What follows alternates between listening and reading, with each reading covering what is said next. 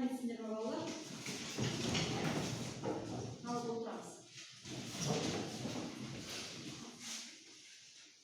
Үйге қандай тапсырма беріліп еді? Үйге дүниежүзілік мұхит және оның асен географиялық жағдайы. Мұхит, дүниежүзілік мұхит және оның географиялық жағдайы. Видео көрсеткен.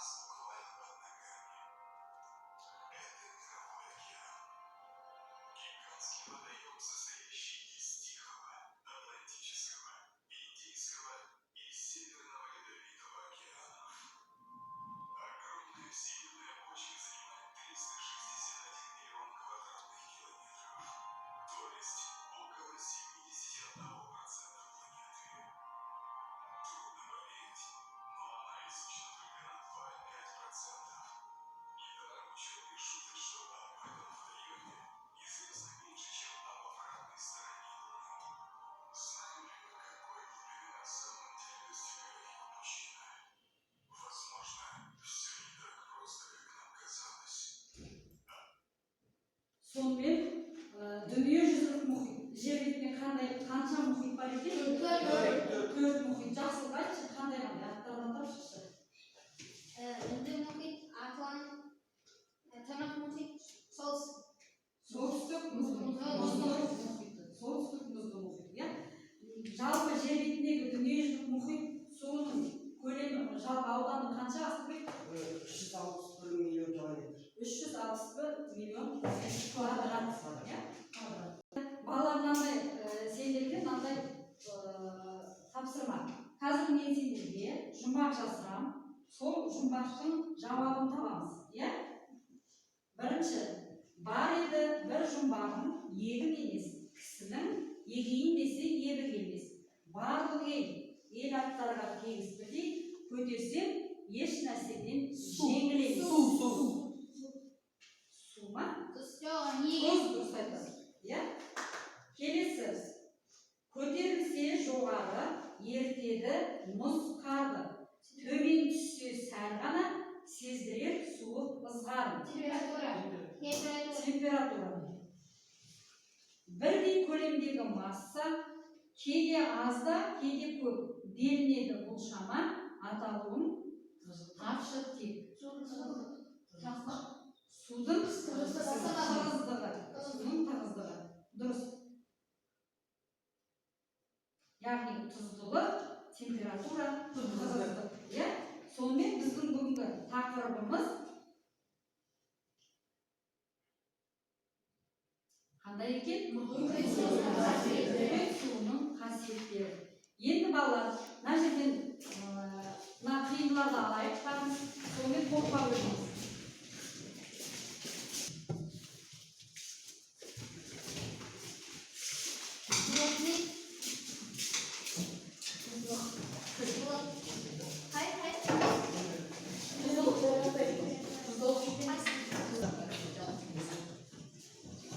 Topқа bölündük ya.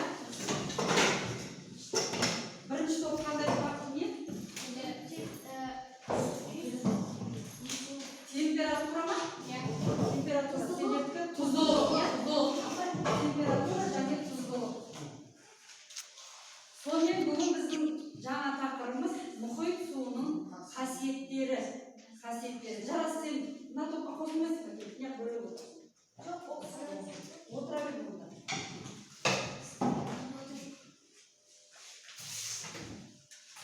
Балалар сонымен мұхит суының қандай қасиеттері бар екен? Жаңа сендер топқа бөліндіңдер ғой. Қандай қасиеттері? Тұздылық,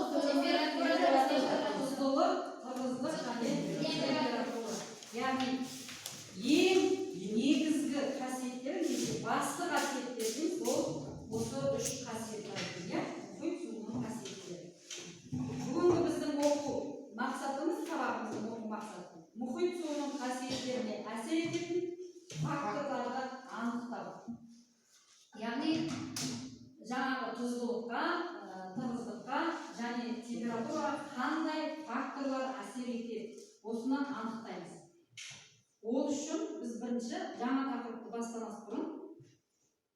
мынандай бейне бөліп көріп алайық.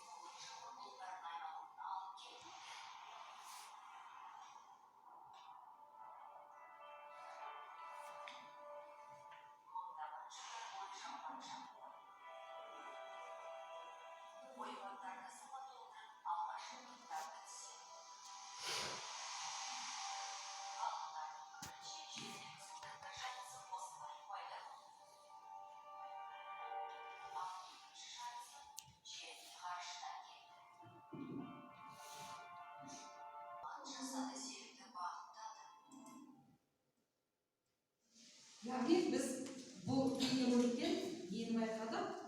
Жер бетіне судың қалай пайда болғанын, мұхиттардың жалпы қалай пайда болғанын байқадық. Енді мынандай сұрақ, тақтаға қарай мынандай сұрақ. Яғни бүгінгі сабақта біз нені білуіміз қажет?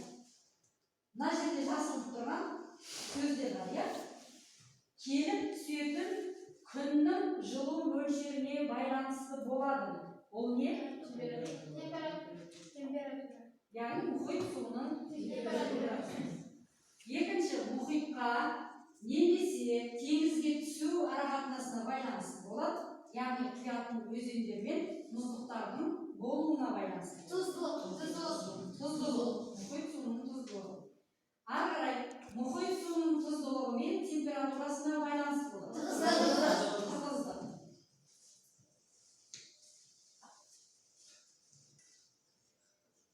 Сонымен жаңағы сұрақтарға байланысты, мұхит суына әсер ететін қандай факторлар екен?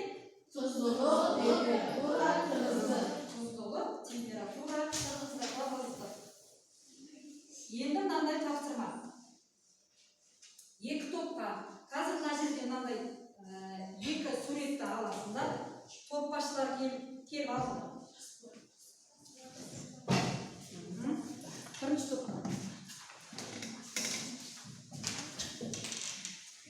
Сол суреттен артындағы мәтінді оқып, сол мәтінде судың қандай қасиеті жазылып тұр? Соны табамыз, Мына суретте? Қандай қасиетті жазылып тұрғанын табамыз. Мәтінді оқулықты пайдалансаңдар болады, астына жаза берсеңдер болады, суреттің астына. Қандай қасиет екенін.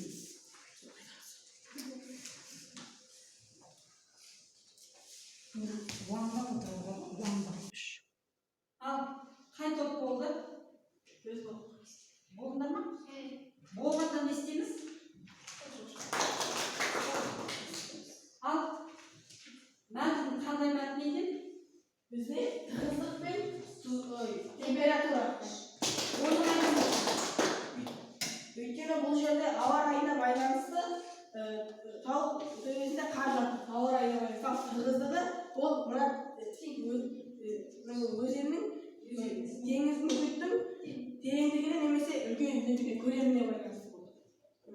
Яғни мұхит суының тығыздығы мен температурасына анықтайды.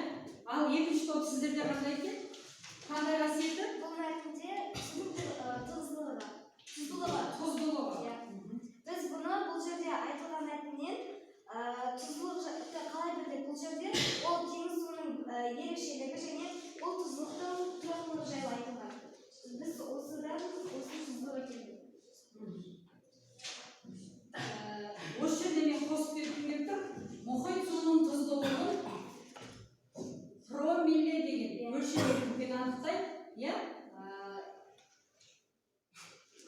орташа тұздылығы анықтадыңдар ма? Қанша екенін? Мұхит суының орташа тұздылығы. Орташа көзіміз 35 промилле, процент емес, промилле. Енді келесі тапсырма. Қазір екі топқа сұрақтар берді.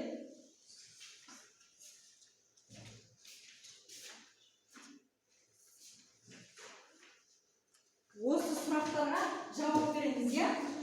Бірінші сұрақ қандай екен? Мұхит суының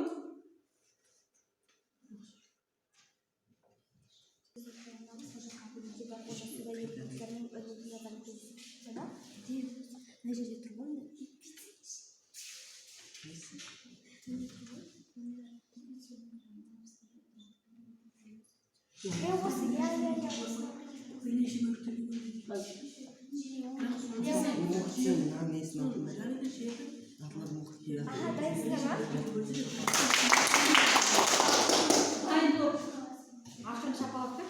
Біздегі сұрақ теңіз суының тұздылығының компоненттері қайда? Бұл жерде мұхит суының құрамында 60-ға жуық тұрақты компоненттер бар. Және онда суда ерекше тұздар мен газдар ерімейтін заттардан кездеседі. Дианадан басқа тағы кім жауап береді? Қосымша қосатындар бар ма?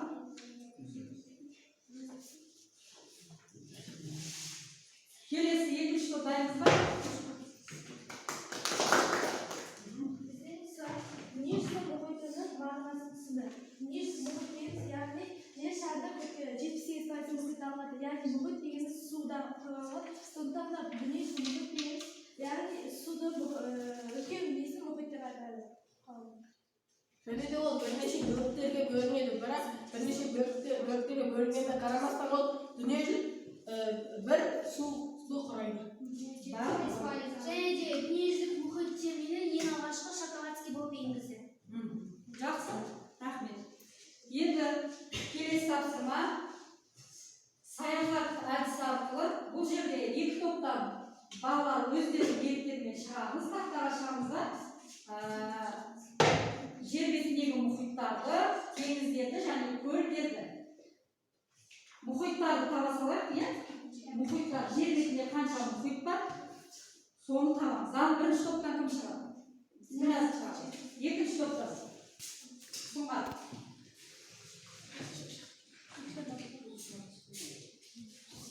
Дүниежүзінде түрлі мұхиттар, олар Атлант, Тынық, Үнді және Солтүстік мұзды мұхит. Енді Сұңғат соны көрсетші қазір. Сол мұхиттар ма? Бұл Тынық мұхит. Мына Үнді мұхит. Көмектесеміз. ал мына жақта жаңағы не? Солтүстік мұзды мұхит. Жоқ. Аның өзі. Иә. Одан кейін Енді төртінші мұхит. Атлант. Тынық айтты. Абай Атлант. Иә.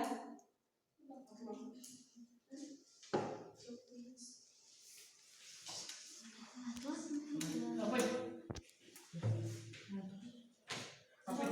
Міне, Атлант. Атлант мұхиттары.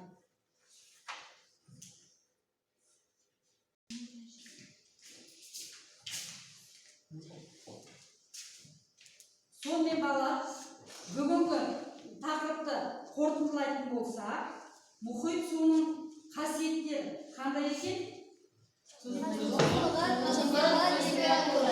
Тұздылық, тығыздық және температура екен, иә? Енді қазір бүгінгі сабақтан қандай әсер алдыңдар? Осының барлығын жазып, білім қоржынына ана жерде сендерде тұр, соған барып білесіңдер, иә? Бұл жерде жазылды, өте жақсы түсіндім. Мен үшін қызықты болды бүгінгі сабақ. Мен сабақты жақсы түсіндім және тақырып бойынша әлі де ізденуім керек. Осы үш қоржынға өздеріңнің ойларыңды, немесе бүгінгі сабақтан алған әсерлерді жабыстырасыңдар, иә?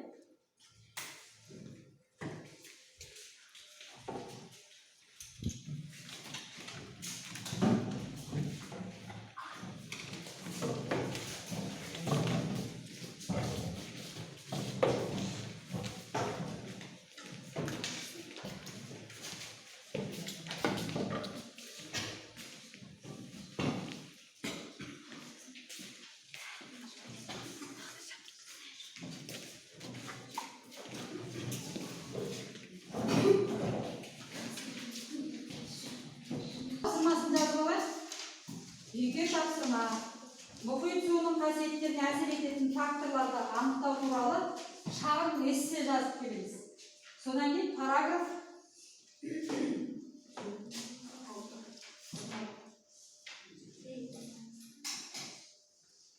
түсіндік па?